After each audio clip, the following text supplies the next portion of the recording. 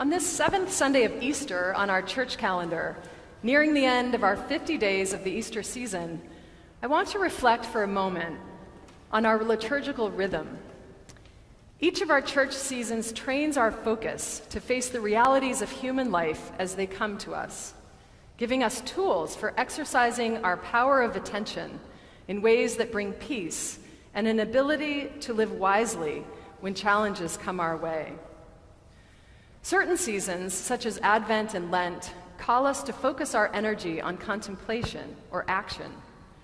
At other times, such as Holy Week and Easter, we pay attention to defeat or triumph, sorrow or joy. These are spiritual exercises, and we move through this spiritual circuit training over the course of every year, guided by our calendar.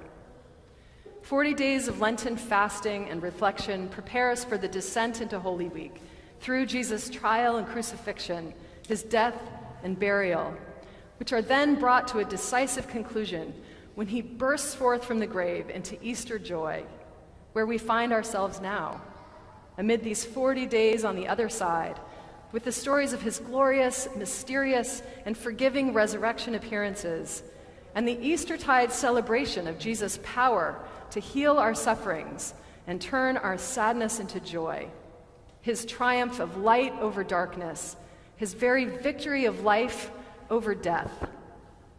How poetic, how wonderful, and all truer than true. But we all know that life cannot be lived in a straight line to match our calendar. Life is not like that at all. It's messy, it's paradoxical, it's challenging, and alas, not one single one of us can plan ahead for grief or pain or disappointment or bad news. It just comes when it comes. As we know right now, in the midst of Eastertide, our town is reeling as news headlines point to a crisis and a trauma impacting those within our church community, our town, and beyond.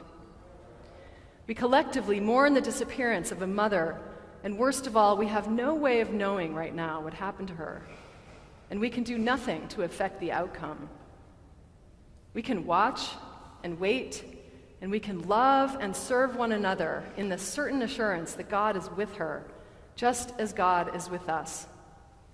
But we can't hasten the outcome, and we can't change that which we do not control. Father Rob Kinnelly, the priest at St. Aloysius, said in the vigil there Thursday night, we can be worrying, we can be speculating, we can be anxious, but it is best if we are praying. A peculiar thing about this week on the church calendar is that the seventh Sunday of Easter is really a Sunday about waiting. The Feast of the Ascension came and went this past Thursday with little fanfare, as it does every year because it falls on a weekday. But we quietly marked it at our Wednesday morning Eucharist and at Thursday's morning prayer. And just as our liturgy was small scale compared to the significance of the feast, so is the biblical account of the event itself, brief and matter-of-fact in relation to the repercussions of the event itself. The book of Acts tells the story. Jesus spent 40 days following his resurrection, appearing to his disciples and revealing himself to them in various ways that shaped and formed their practices by offering them peace and forgiveness and empowering them to forgive others, walking and talking with them and breaking bread together, meeting them in their work as fishermen. Now, after 40 days of all this, he brings these resurrection encounters to an end.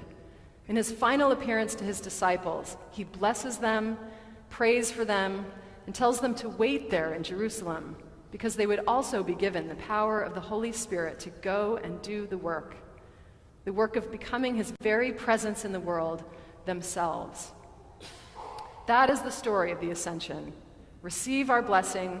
Know that Jesus trusts us enough to be his hands and feet and heart in the world.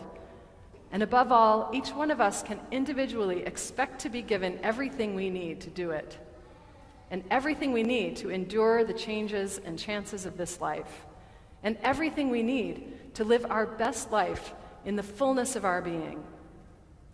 If we can just wait for it and cultivate the patience necessary. And pray. Pray for Jennifer Dulos and her children. Pray for people devastated in Virginia Beach this weekend by the latest shooting rampage. And pray for every situation that needs love and strength and direction. That's where we are this Sunday in Easter. Waiting. Waiting betwixt and between the Ascension and Pentecost. Pentecost being that fire-powered feast day when the Holy Spirit roars through the crowd of disciples gathered in Jerusalem and infuses their every cell with its power so they can go out from there and tell the good news about Jesus all over the Roman Empire and to the ends of the earth. Right now, we are in this waiting place.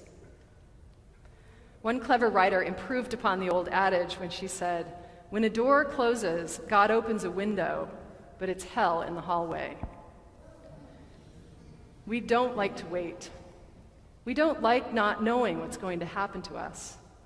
We hate those times in our lives when there's nothing we can do to change a circumstance, or get out of a bad situation, or alter a diagnosis, or repair a marriage, or solve a harrowing mystery. It's hell in the hallway. And this week's hallway is about as hellish as it gets for the Dulos family and all those who love them. This is real life, not the poetry of a liturgical calendar.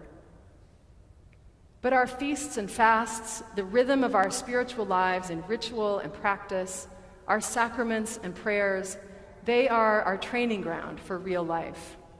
They offer us the tools we need to remind us where and how we can fix our gaze in the most blindsiding times. A monk, one of the Cambridge SSJE brothers, who had gone to New Orleans during the aftermath of Hurricane Katrina, wrote about ministering to the people there who had lost their loved ones and had no hope of recovering their homes. He talked about looking up at the sky and not even seeing stars on days when rain was rude enough to persist after the hurricanes had died down. And he recalled how the absence of stars was the metaphor for all that the people in New Orleans were experiencing. He wrote that the very word disaster, dis astros, comes from a Persian concept of finding oneself without stars. The Persians were so advanced in astronomy that they became the ancient world's greatest navigators. But when they could not see the stars, they had no way of moving forward. That's what disaster is. Having no direction and no way to move forward, just having to wait for the clouds to part. The stars are always there, they just can't always be seen. You have to wait.